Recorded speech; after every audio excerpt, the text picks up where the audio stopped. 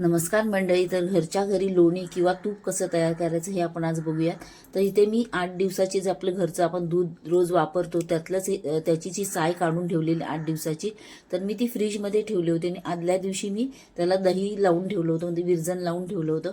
आणि आता मी हे मिक्सरच्या भांड्यामध्ये आता सगळं जी साय आहे ती काढून घेते आणि त्याच्यामध्ये आता मी कुठेही पाण्याचा आधी वापर करणार नाही आहे.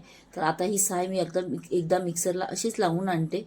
आणि याच्यावर तुम्ही जर थंड पाणी, तुमच्या गरमी असेल तर आपण त्याच्यामध्ये बर्फाचा वापर करू शकतो. आता तर थंडीचेच दिवस आहेत, त्यामुळे पाणीही थंड असतं. किंवा थोडा वेळ तुम्ही फ्रीजमध्ये पाणी ठेवलं तरी चालेल, किंवा थंड पाणी असेल तर पटकन तयार होतं. तर आता इथे मिक्सरमध्ये माझं एकदा लावून झालेलं आहे. आता इथे मी कुठेही पाण्याचा वापर केला, आता मी याच्यामध्ये पाणी टाकून घेते आणि परत एकदा ते मिक्सर फिरवून आणते.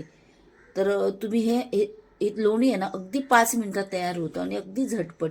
तर तुम्ही बघू शकता, आता मी लावून आणलेलं आहे आणि इथे आता पूर्ण असं लोणी वर असं आलेलं आहे बघा, पाण्यावर असं तरंगत आहे. तर परत मी एकदा थोडंसं पाणी टाकून परत एकदा 1 सेकंदासाठी फिरवून आणते, म्हणजे असं लोण्याचा पूर्ण असा गोळा तयार होईल. तर ते परत माझं झालेलं आहे.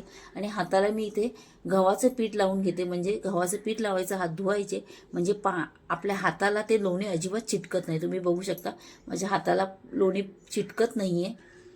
आणि इथे मस्त असा लोण्याचा गोळा तयार झालेला आहे. आता हे स्वच्छ पाण्याने 2-3 वेळा धुवून घ्यायचं, म्हणजे लोणी तयार होतं. आणि तेच तुम्ही एखाद्या भांड्यामध्ये कडवून घेतलं तर त्याचं तूप तयार होतं. तर आता मी आता लोणीच ठेवणार आहे. माझ्या मुलांना खूप आवडतं खायला. तर चॅनलला सबस्क्राईब आणि व्हिडिओला लाईक करायला विसरू नका. थँक्यू.